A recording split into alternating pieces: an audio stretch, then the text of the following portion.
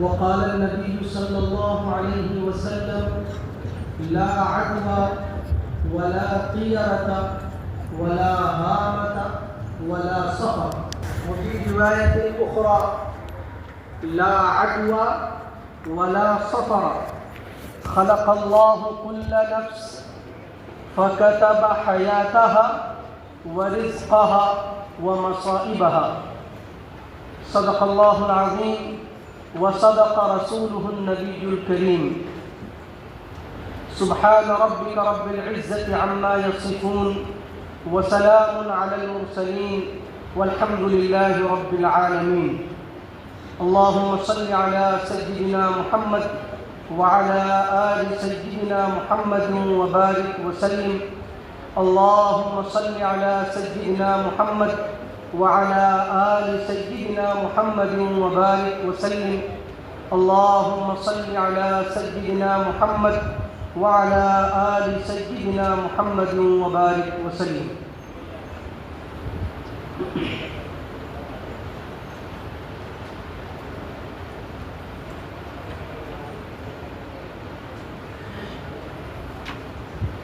طہارت و پاکیزگی اور صفائی ستھرائی یہ انسانی فطرت کا تقاضا ہے. اسی وجہ سے ہر انسان اپنی حد تک صاف ستھرا رہنے کی کوشش کرتا ہے، اور چونکہ یہ فطرت کا تقاضا ہے اس وجہ سے ہر جگہ بسنے والے انسان کسی نہ کسی درجے میں صاف ستھرا رہنے کی کوشش کرتے ہیں،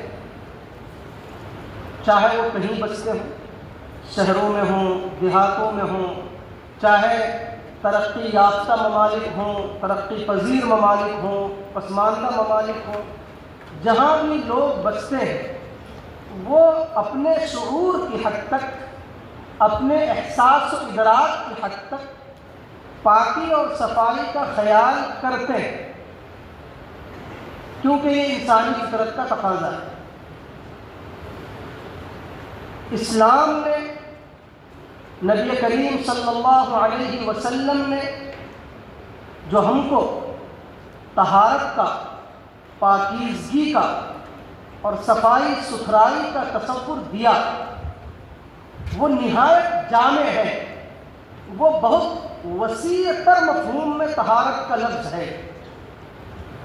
ظاہر ہے کہ انسان چونکہ محض اپنی عقل کے ذریعے سے بالکل انسانی فطرت کے تمام تقاضوں کو ہو بہو پورا کر لے، یہ ہو نہیں سکتا.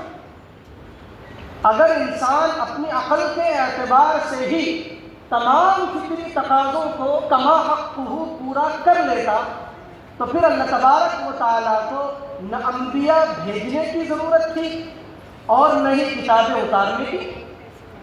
تو اس کا مطلب یہ ہے کہ انسانی فطرت کے تقاضے ہیں جو بھی، تو اس میں انسان کسی نہ کسی حد تک لگے گا ضرور، ان امور کو کسی نہ کسی درجے میں کرے گا ضرور، لیکن اس کا جو پورا دائرہ ہے، اس کے جو حدود ہیں، اس کی جو وسعت اور گہرائی ہے، وہاں تک انسان محض اپنی عقل کے اعتبار سے نہیں پہنچ سکتا.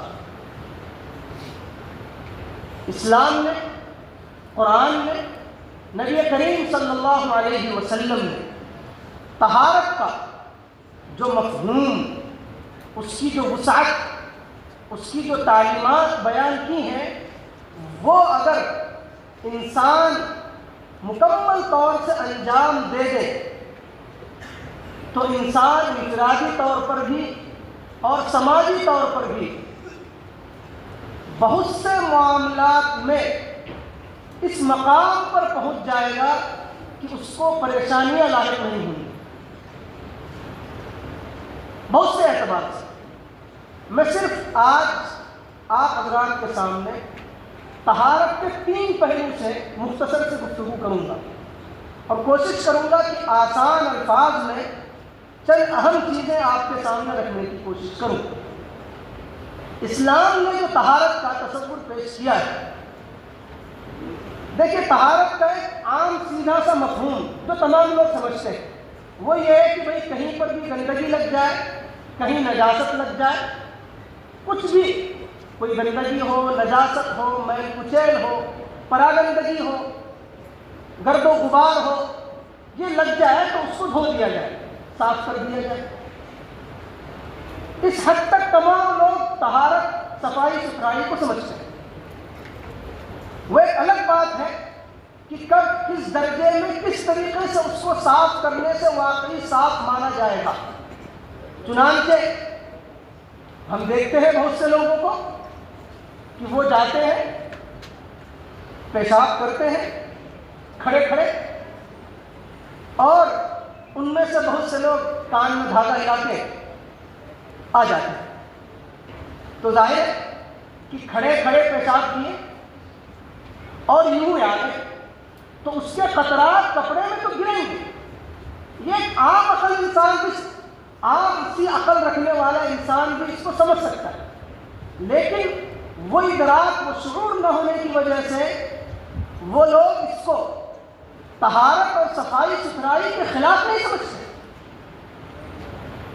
اس میں غیر مسلم بھی شامل ہیں، اسلام کا نام لینے والے بھی بہت سے شامل ہیں۔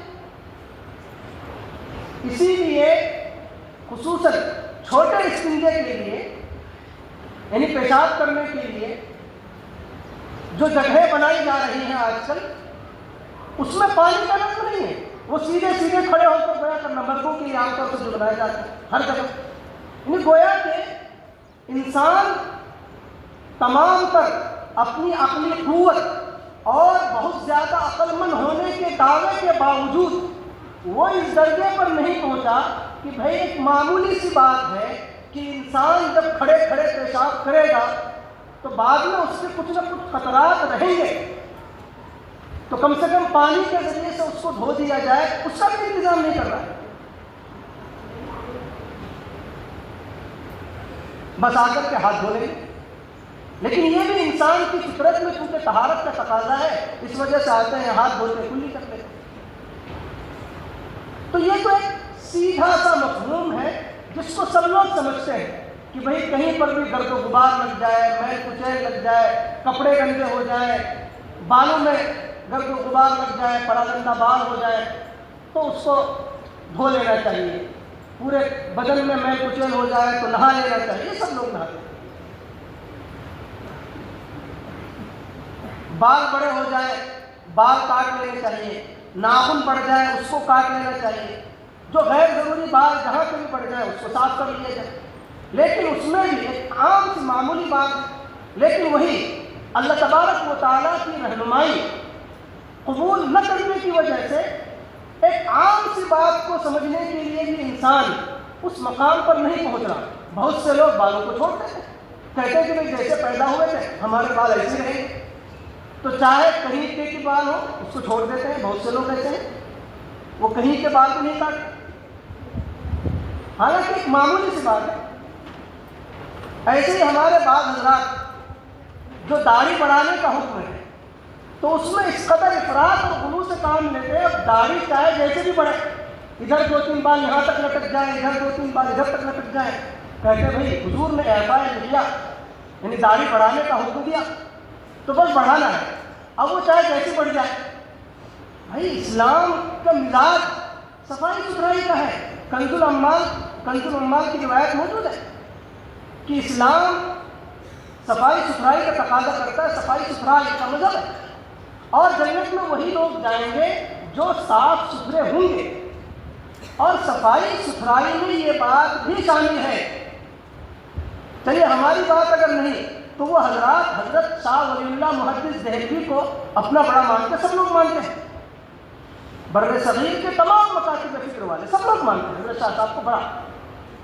انہوں نے جو صفائی ستھرائی کے اعتبار سے الگ الگ پہلو بیان کیے، اس میں یہ بھی بیان کیا کہ بالوں کو مناسب اعتبار سے اس کو کاٹا جائے۔ تو ظاہر سی بات ہے کہ اس میں سر کے بال بھی ہیں، اگر غیر مناسب طریقے سے کسی کے بڑے اس کو کاٹا جائے، داڑھی کے بال بھی ہیں، اگر مثال کے طور پر انسان کی جو حیت ہے، حیات قضائیہ، تو صفائی ستھرائی میں یہ بھی شامل ہے نا۔ تو اگر انسان کی داڑھی مثلاً یہاں تک ہے، اب چند بال بالکل یہاں تک لٹک گئے، 2-3 بال ادھر یہاں تک لٹک گئے، تو وہ انسان کیسا دکھے گا؟ عجیب و غریب دکھتا ہے۔ لیکن ایک غلط سوچ کی وجہ سے انسان اسلام کے اس پورے مزاج کو، صفائی ستھرائی کے مزاج کو، جس صفائی ستھرائی میں انسان کا حلیہ بہتر بنانا بھی ہے، اس کو نظر انداز کر رہا ہے۔ تو ایک سادہ سا مفہوم ہے طہارت کا، جس میں سب لوگ کسی نہ کسی درجے پر عمل کرتے ہیں، اگرچہ صحیح طریقے پر بہت سے عقل مند بھی عمل نہیں کرتے۔ دوسرا درجہ طہارت کا جو اسلام نے ہم کو سکھایا، اور یہ اسلام کا امتیاز ہے،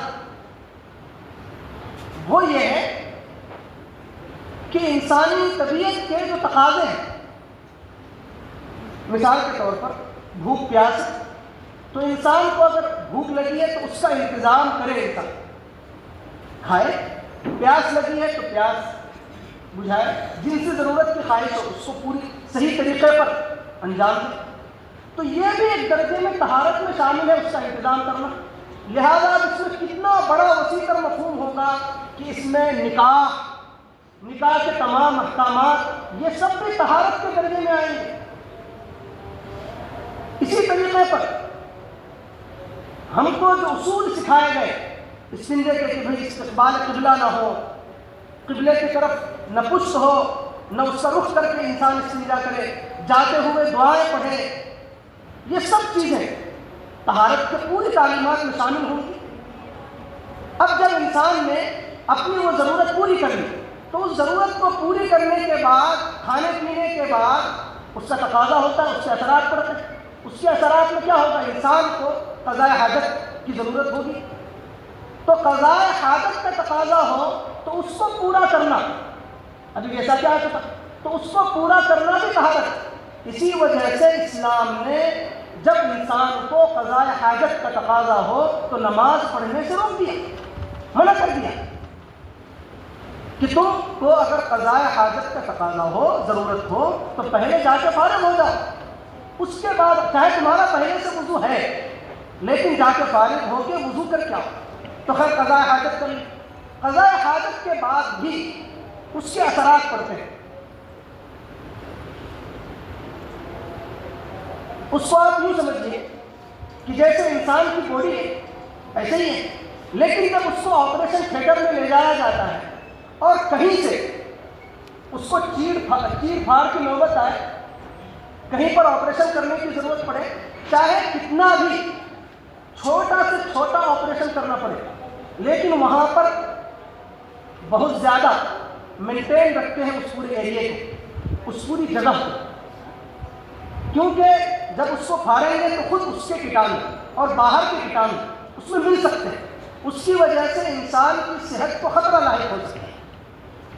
تو گویا ہمارے ہی اندر خون ہے، گندگیاں ہیں، لیکن جب تک وہ اندر ہے، وہ اندر ہے، اس کا کوئی اثر ہماری طبیعت پر نہیں پڑتا، لیکن جو ہی اس کا کوئی بھی قطرہ نکلے گا، تو چاہے خون نکلے، چاہے کوئی نجاست نکلے، چاہے کوئی گندگی نکلے، تو اگرچہ وہاں سے نکلی ہے وہ گندگی، اس کو دھو دیا، اس کو تو کسی حد تک تمام لوگ تسلیم کرتے ہیں اس کو، لیکن اس کی وجہ سے اسلام نے جو ہم کو حکم دیا کہ ایک درجے میں پورے بدن کو دھونا ہے، چنانچہ ہمیں وضو کا حکم دیا گیا۔ یہ جو وضو کا حکم ہے وہ ایک درجے میں پورے بدن کو دھونا ہے۔ اب کہیں گے پورے بدن کو کیسے دھونا ہے؟ بھائی یہ اوپر ہمارا سب سے یہ والا حصہ ہے، ہمارا قدم سب سے نیچے ہے، درمیان میں ہمارے ہاتھ ہے۔ تو چونکہ اگر یہ حکم دیا جاتا کہ ہر وقت قضاء حاجت کے بعد نہانا ہے تو بہت زیادہ حرج لازم آتا، لیکن اس کو چھوڑ بھی نہیں سکتے کہ بھئی جہاں سے صرف گندگی نکلی ہے اس کو دھو دو، کافی ہے طہارت کے لیے، پاکیزگی اور صفائی ستھرائی کے لیے۔ اس پر بھی صرف اکتفا نہیں کیا گیا، بلکہ یہ کیا گیا کہ چونکہ یہ سب سے اوپر ہے، یہ درمیان میں ہے اور سب سے نیچے پیر ہے، تو اس کو اگر دھو لیا جائے تو ایک حد تک پورے بدن کو دھونا مانا جائے گا۔ تو گویا اس وضو کے ذریعے سے ہم ایک چھوٹی سی مقدار نجاست کی نکلنے کے بعد اور اس کو صاف کر دینے دھو دینے کے باوجود ہم گویا پورے بدن کو دھوتے ہیں. یہ اسلامی امتیاز ہے، اس لیے کہ اس نجاست کے نکلنے کی وجہ سے ہمارے اندر، ہمارے دل میں ایک تکبر کی کیفیت پیدا ہوتی ہے. انسان اپنے عقل و شعور سے وہاں تک نہیں پہنچ سکتا. اس لیے نبی کریم صلی اللہ علیہ وسلم نے اسلام میں جو تعلیمات اور ہدایات ہم کو دی ہیں تو اس نے ہم کو یہ بتایا کہ ہمارے اندر اس نجاست کی وجہ سے جو اندر تکبر کی کیفیت آ گئی ہے، اس کیفیت کو دور کرنے کے لیے یہ ہے کہ ہم ایک درجے میں پورے بدن کو دھو دیں. اسی وجہ سے جس نجاست میں بہت زیادہ اندر متاثر ہو جاتا ہے جنسی ضرورت کو پورے کرنے میں اور بھی کئی حالتوں میں، اس میں انسان کی طبیعت پر بہت زیادہ اثر پڑتا ہے. اس وجہ سے وہاں پر صرف وضو کرنے کا حکم نہیں دیا بلکہ نہانے کا حکم دیا. اور ہر عقل والا انسان، ایک شعور رکھنے والا انسان اس کو آسانی سے محسوس کرتا ہے کہ اگر انسان نہا لے تو اس کے اندر ایک نشاط کی کیفیت پیدا ہوتی ہے، ایک فرحت کی کیفیت پیدا ہوتی ہے. تو یہ طہارت کا، پاکیزگی کا، صفائی ستھرائی کا یہ گویا کہ دوسرا اگلا مرحلہ ہے. انسانی عقل اپنے اعتبار سے وہاں تک نہیں پہنچ پاتی. ایک بات میں بیچ میں اور کہہ دوں کہ اسلام نے چاہے وہ طہارت و صفائی کا پہلا مرحلہ ہو، یعنی ظاہری نجاست کہیں پر بھی لگ گئی، میل کچیل، گرد و غبار، بال کاٹنا، ناخن تراشنا، یہ سب، اس کے لیے اتنی ہدایات دی کہ وہ تعلیمات اور ہدایات کسی اور قوم کے پاس نہیں ہے. لیکن بڑے افسوس کے ساتھ یہ کہنا پڑتا ہے کہ ہم لوگ طہارت کے اس پہلے مرحلے میں بہت سی مرتبہ دوسری قوموں سے پیچھے ہیں. یہ ہمارے لیے بہت زیادہ شرمندگی کی بات، افسوس کی بات کہ جن کو طہارت کا اتنا اعلیٰ معیار دیا گیا ہو اور ہر مرحلے کے لیے اتنی زیادہ رہنمائیاں دی گئی ہوں، ہدایات دی گئی ہوں، کسی بھی قوم کی تعلیمات میں یہ جو ظاہری صفائی ستھرائی ہے اس کے لیے مذہبی طور پر اتنی ہدایات نہیں ہے جتنی کہ اسلام میں دی گئی. مثال کے طور پر ہمیں یہاں تک تعلیم دی گئی کہ ہم دائیں ہاتھ کو بالکل ان اعضاء پر لگنے کے لیے نہ دیں. اسی طریقے سے کھانے پینے اور ایسی چیزوں میں جن کے ذریعے سے ہم اندر تک کوئی چیز پہنچاتے ہیں اس میں ہم بائیں ہاتھ کا استعمال نہ کریں. کسی اچھے کام کے لیے بائیں ہاتھ کا استعمال نہ کریں جو کام ایک ہاتھ سے ہو سکتا ہے. ہم کو وہاں پر یہ تعلیم دی گئی کل بیمینک، اپنے دائیں ہاتھ سے کھاؤ، دائیں ہاتھ سے یہ کام کرو، دائیں ہاتھ سے یہ کام کرو. تو یہ جو تعلیمات ہم کو دی گئی ہیں یہ سب طہارت کے قبیل سے ہے. یہاں تک ہم کو تعلیم دی گئی کہ بھئی ہم خانہ کعبہ کی طرف، قبلے کی طرف نہ پشت کریں نہ رخ کریں. یہاں تک ہم کو تعلیم دی گئی کہ اگر دونوں کوئی استعمال کر سکتا ہے، مثال کے طور پر کہیں پر اگر ٹیشو، ڈھیلے وغیرہ اگر ایسی جگہ پر استعمال کر کے پھر پانی استعمال کریں تو ان کی تعریف کی گئی قرآن میں، فیہ رجال یحبون ان یتطہروا واللہ یحب المطہرین. یہ اہل قباء اور انصار کے سلسلے میں خصوصاً یہ تعریفی کلمات اللہ تبارک و تعالیٰ کی طرف سے نازل ہوئی اہل قباء، مسجد قباء والوں کے سلسلے میں، کہ وہاں پر ایسے لوگ رہتے ہیں کہ جو طہارت کو بہت زیادہ پسند کرتے ہیں اور اللہ تبارک و تعالیٰ طہارت بہت اچھے انداز میں طہارت حاصل کرنے والوں کو اللہ تبارک و تعالیٰ پسند کرتا ہے. ان اللہ یحب التوابین ویحب المتطہرین، ان کو محبوب رکھتا ہے. تو ان سے پوچھا گیا کہ تمہارے سلسلے میں طہارت کی تعریف کی گئی ہے، تم لوگ کیا استعمال؟ انہوں نے کہا کہ ہم دونوں چیزیں استعمال کرتے ہیں، یعنی ڈھیلے بھی استعمال کرتے ہیں اور پھر پانی بھی استعمال کرتے ہیں. لیکن اس کا یہ مطلب نہیں ہے کہ باتھ روم میں آپ ڈھیلے لے کر آ جائیں اور استعمال کر کے وہیں چھوڑ دیں اور پانی استعمال کریں. کہ آج ہم نے بیان میں سنا کہ دونوں چیز استعمال کرنی چاہیے. استغفر اللہ، اس کا کوئی تصور نہیں ہے. اب بسا اوقات بعض لوگوں نے ایسا کیا جو نارمل پہلے مساجد میں جو باتھ روم ہوتے تھے، بہت سی مرتبہ یہ گندگی دیکھنے کو ملی کہ بہت سے لوگوں نے اپنی اس سوچ کی وجہ سے بہت سی مرتبہ ٹیشو استعمال کر کے وہیں چھوڑ دی، بہت سی مرتبہ ڈھیلے استعمال کر کے چھوڑ دی، اور وہ اپنے اعتبار سے یہ سمجھتے ہیں کہ بھائی ہم دونوں طہارتوں کو جمع کر رہے ہیں، کہ ڈھیلا استعمال کر رہے ہیں، پانی استعمال کر رہے ہیں. یہ اس کا مفہوم نہیں ہے. اس کو ٹھکانے لگانا بھی طہارت ہے. بھائی طہارت کی تعلیمات میں یہ بھی شامل ہے. ہمارے علماء نے یہاں تک لکھا کہ ہم بیٹھتے ہوئے بھی اپنے کپڑے کو بالکل اخیر میں اتاریں. اسی طریقے سے دور پہلے جایا جاتا تھا تاکہ ایسے موقع پر اگر کسی طرح کی کوئی آواز آتی ہو تو دوسرے لوگ اس کو نہ سنیں. یہ بھی طہارت میں شامل ہے. تو آدمی ایسا طریقہ اپنائے، یہ سب طہارت میں شامل ہے. لیکن ہم نے ان اسلامی تعلیمات کو بھلا کر ہم نے اپنی پہچان ایسی کرا دی کہ ہماری گلیاں گندی ہوں گی، ہماری نالیاں گندے ہوں گے. یہ بات اسی لیے چھڑی گئی کہ ہم لوگ اپنے اعتبار سے جہاں بھی جس حد تک رہتے ہیں اس کے اعتبار سے ظاہری صفائی ستھرائی کا خیال ضرور رکھیں. بسا اوقات بہت زیادہ کوفت ہوتی ہے کہ اگر وہیں قریب میں ایک غیر مسلموں کا محلہ یا غیر مسلموں کی بستی ہے اور وہیں ملی ہوئی بستی مسلمانوں کی ہے تو دونوں میں فرق دکھتا ہے کہ بھائی یہ لوگ ظاہری اعتبار سے صفائی ستھرائی کا خیال رکھ رہے ہیں لیکن مسلمان نہیں رکھ رہے. بظاہر ان کی بات ہونی چاہیے. خیر، تو ایک صفائی ستھرائی کا پہلا مرحلہ یہ تھا کہ ظاہری صفائی ستھرائی. دوسرا مرحلہ یہ ہے جس کو انسان اپنی عقل سے طے نہیں کر سکتا.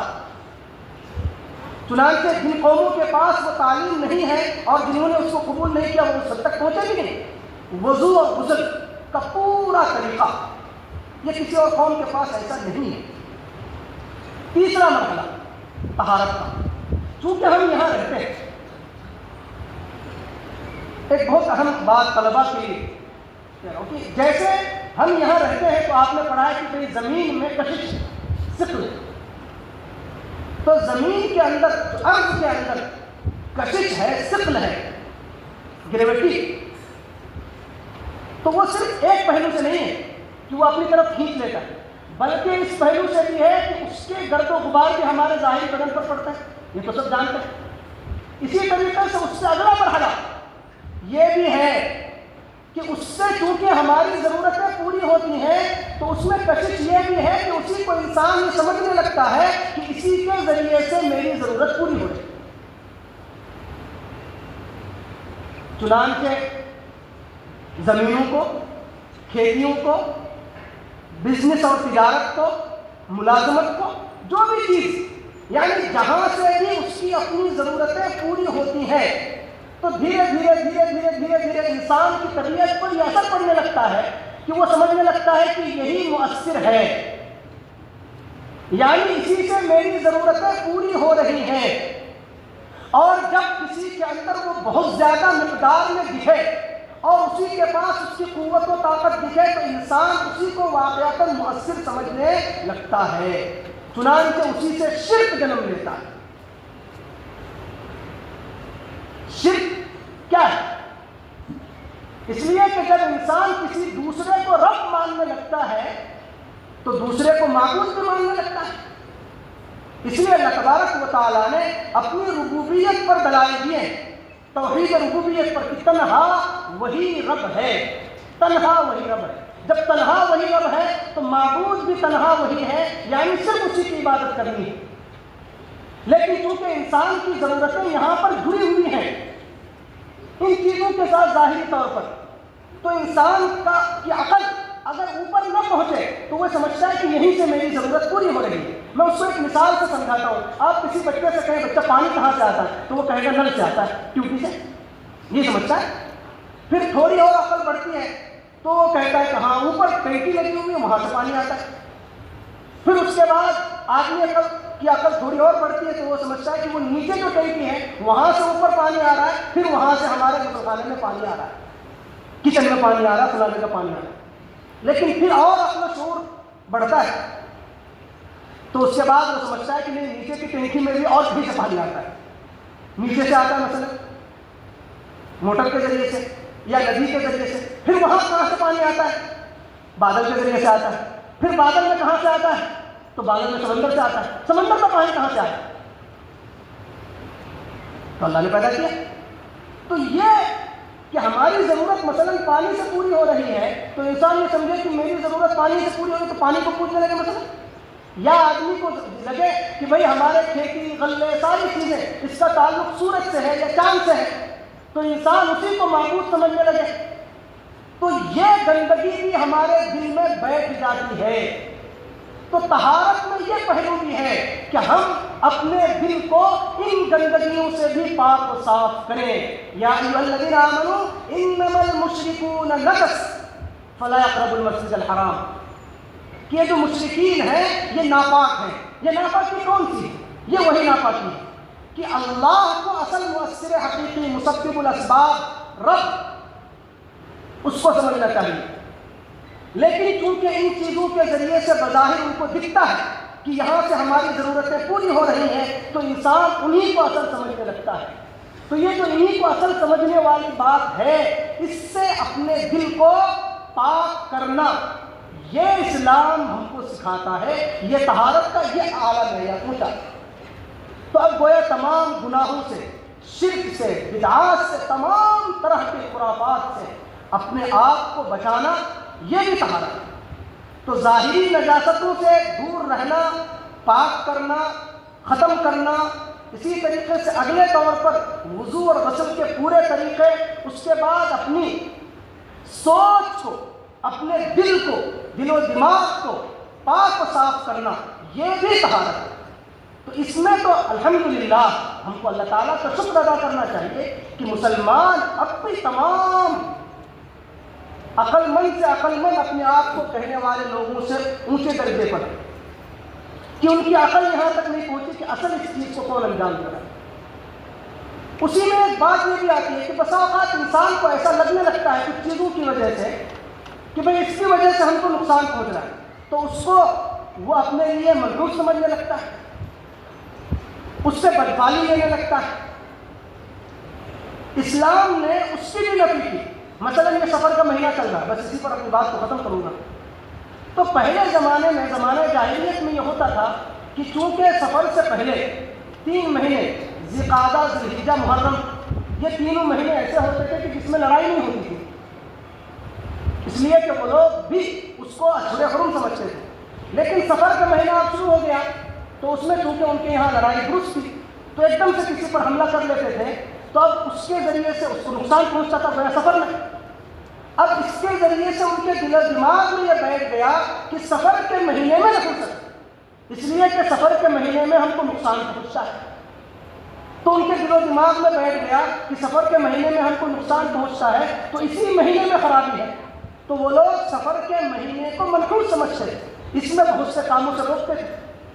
اب جب اسلام لے کر آئے تو چونکہ پرانے کچھ اثرات رہتے ہیں تو ایسا ہوگا کہ پرانے کچھ اثرات خیالات تھے تو حضور صلی اللہ علیہ وسلم نے اس کو ختم کرنے کے لیے فرمایا لا عدوى ولا طیرۃ ولا ہامۃ ولا سفر, کہ بیماریوں میں خود سے کسی دوسرے کو متاثر کرنے کی صلاحیت نہیں ہے. یعنی اس میں تعدی نہیں ہے کہ خود سے کسی دوسرے کو لگ جائے, چھوٹا خود سے نہیں. ایک دیہاتی عربی صحابی نے کہا کہ اللہ کے رسول ہم تو دیکھتے ہیں کہ ایک بہت سے اونٹ بہت اچھے رہتے ہیں, ان کو کوئی خارش نہیں ہوتی, لیکن ان کے ساتھ کوئی خارش زدہ اونٹ مل جاتا ہے تو پھر دوسرے تمام اونٹ اس سے متاثر ہو جاتے ہیں. تو گویا بظاہر اس میں تعدی تو ہے, یعنی ایک دوسرے کو لگ جانا تو ہے. تو حضور نے کیا خوب جواب دیا, حضور نے فرمایا فمن اجرب الاول, پہلے تو خارش کس نے لگائی. اگر ان تمام میں خارش لگنے کی وجہ یہ ہے کہ اس پہلے میں خارش تھی تو اس پہلے میں کس نے لگائی.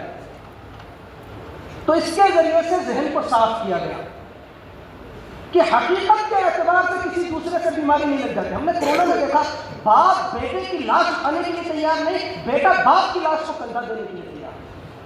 یہ اسی تصور کی کمی کی بات ہے. ہاں جہاں تک ہو سکے انسان احتیاط کرے, لیکن جہاں پر انسانی ضرورت ہو وہاں پر سب لوگ ایک دوسرے سے, تو پھر دوسرے کی خدمت کون کرے گا, پھر بچیں گے کون. بہت سے لوگ اسی میں مرے, اگرچہ ان کی موت لکھی ہوئی تھی لیکن اس تنہائی میں کہ ان کو بالکل الگ کر دیا گیا، کوئی نہیں مل سکتا، انسان بالکل ایسا ہو گیا کہ بھائی کیا ہو گیا ہے. تو لا عدوہ ولا طیرۃ، ایسے ہی پرندے، اب پرندہ اڑے گا بھائی یا تو ادھر ہی اڑے گا یا ادھر اڑے گا، کدھر تو اڑے گا. اب اس بیچارے کو کیا پتا، آپ نے پتھر مارا وہ اڑا کدھر بھی، آپ نے اچھا بائیں طرف کو اڑا، یہ میرا کام درست نہیں ہوگا. یہ کہاں سے عقل میں آ گئے؟ اس پرندے کو کیا تعلق، کام ہوگا نہیں ہوگا، کامیابی ملے گی نہیں ملے گی، وہ اللہ کی ذات سے. اب اس پرندے کے ادھر ادھر اڑنے سے کیا ہوگا؟ تو اس کو بھی نفی کر دی ولا طیرۃ ولا حملۃ الو، کہ الو اگر کسی جگہ آ گیا وہ ویران ہو جائے گا. اس تصور کو بھی ختم کیا. یہ ہے طہارت اور پاکی. ولا سفر، اسی طریقے سے سفر میں بھی کوئی نحوست نہیں ہے. تو ہم طہارت و صفائی ستھرائی کی جو اعلیٰ معیار ہم کو صفائی ستھرائی کی دی گئی ہے، اندرونی پاکیزگی کی، ظاہری صفائی ستھرائی کی، ہم کوشش کریں کہ ہم تمام طرح کی تعلیمات پر عمل کریں، اور خصوصاً طہارت کے سلسلے میں جو جامع ہدایات، جامع رہنمائیاں اسلام نے ہم کو دی ہیں، ہم نے اس پر عمل نہ کر کے مسلمانوں کو اور اسلام کو جو لوگوں کے سامنے بدنام کیا ہے، ہم اس پر خوب نظر ثانی کریں اور اپنی عادات کو بدلیں. اللہ تبارک و تعالی ہم سبوں کو پاک و صاف کرے اور اپنے سے تعلق کو مضبوط کرے. وآخر دعوانا ان الحمد للہ رب العالمین.